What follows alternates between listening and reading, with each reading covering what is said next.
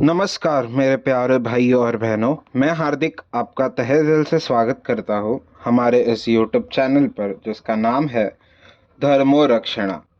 हमारे इस चैनल पर आपको सभी पुराणों की कथाएं और उनकी प्रचलित अध्यायों की जानकारी प्राप्त होगी। हर देवी देवताओं के महात्म्य और उनके रूप स्वरूप और अवतारों की जानकारी यहाँ प्राप्त होगी। आशा करते हैं कि हमें आपका सकारात्मक प्रतिसाद मिलता रहेगा। हर हर महादेव। विद्वेश्वर संहिता तीसरा अध्याय श्रवण कीर्तन और मनन साधनों की श्रेष्ठता। व्यास जी कहते हैं, सूत जी के वचनों को सुनकर सभी महर्षि बोले, भगवान आप वेद तुल्य अद्भुत एवं पुण्यमयी शिवपुराण की कथा सुनाइए। सूत जी ने कहा, हे महर्षिगण, आप कल्याणमय भगवान शिव का स्मरण करके वेद के सार से प्रकट शिवपुराण की अमृत कथा सुनिए। शिवपुराण में भक्ति, ज्ञान और वैराग्य का गान किया गया है। जब सृष्टि आरंभ हुई तो 6 कुलों के महर्षि आपस में वाद विवाद करने लगे कि अमुक वस्तु उत्कृष्ट है, अमुक नहीं। जब इस विवाद ने बड़ा रूप धारण कर लिया तो सभी अपनी शंका के समाधान के लिए सृष्टि की रचना करने वाले अविनाशी ब्रह्मा जी के पास जाकर हाथ जोड़कर कहने लगे, हे प्रभु, आप संपूर्ण जगत को धारण कर उनका पोषण करने वाले हैं।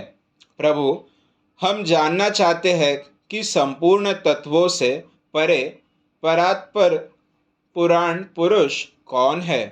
ब्रह्मा जी ने कहा, ब्रह्मा, विष्णु, रुद्र और इंद्र आदि से युक्त संपूर्ण जगत समस्त भूतों एवं इंद्रियों के साथ पहले प्रकट हुआ है। वे देव महादेव ही सर्वज्ञ और संपूर्ण है।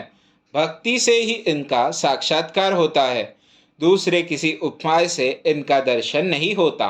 भगवान शिव में अटूट भक्ति मनुष्य को संसार बंधन से मुक्ति दिलाती है। भक्ति से उन्हें देवता का कृपा प्रसाद प्राप्त होता है। जैसे अंकुर से बीज और बीज से अंकुर पैदा होता है, भगवान शंकर का कृपा प्रसाद प्राप्त करने के लिए आप सब ब्रह्म ऋषि धरती पर सहस्त्रों वर्षों तक चलने वाले विशाल यज्ञ करो। यज्ञपति भगवान शिव की कृपा से ही विद्या के सार तत्व साध्य साधन का ज्ञान प्राप्त होता है। शिवपद की प्राप्ति साध्य और उनकी सेवा ही साधन है तथा जो मनुष्य बिना किसी फल की कामना किए उनकी भक्ति में डूबे रहते हैं वही साधक है। कर्म के अनुष्ठान से प्राप्त फल को भगवान शिव के श्री चरणों में समर्पित करना ही परमेश्वर की प्राप्ति का उपाय है तथा यही मोक्ष प्राप्ति का एकमात्र साधन है। साक्षात महेश्वर ने ही भक्ति के साधनों का प्रतिपादन किया है।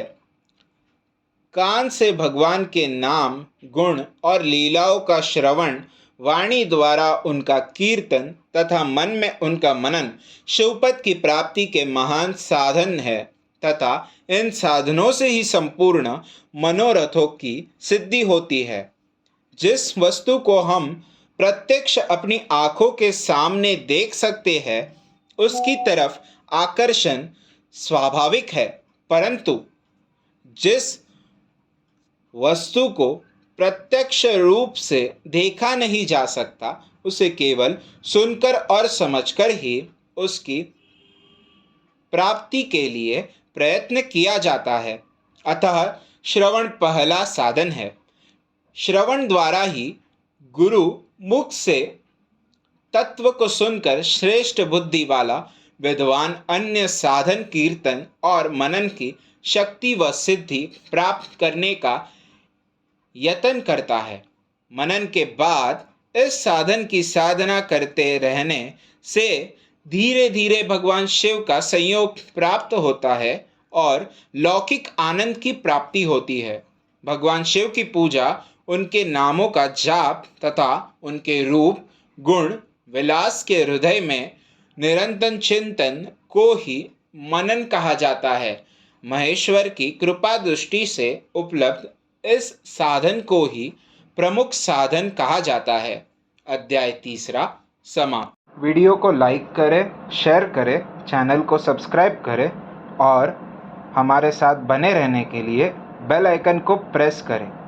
हमारे सनातन संस्कृति की जानकारी के लिए और उनके साहित्यों की जानकारी को प्राप्त करने के लिए हमारे साथ बने रहिए इस चैनल पर, जिसका नाम है धर्मोरक्षणा। हर हर महादेव।